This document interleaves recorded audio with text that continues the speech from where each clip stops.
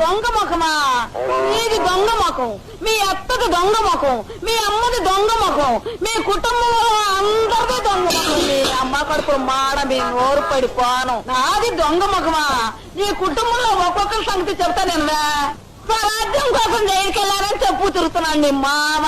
స్వరాజ్యమాడి పాడ ఇత్తడి చెమ్మ కాగేస్తాను, పట్టుకెళ్ళి బొక్కలో దోశ. ఎందుకు నేను మా పొద్దునే ఆడనే నేను కోడతా పెడతానా పాడి కడతానా?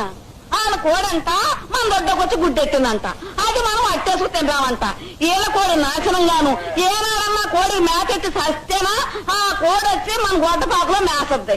పీకలమయ్యా మేసి అది కదలలేక అక్కడ గుడ్డెడితే మన తప్ప. ఈసారి ఆ కోడి రాని దాన్ని కోసి పోలేరమ్మ తల్లికి నైవేద్యం పెట్టకపోతే నా పేరు పాడి సుందరమ్మే కాదు. ఊరుకోనాయనమ్మా. నేను నోరు అంటుంటే అడ్డమైన వాళ్ళు వాగుతుంటే నన్ను ఊరుకోమంటా.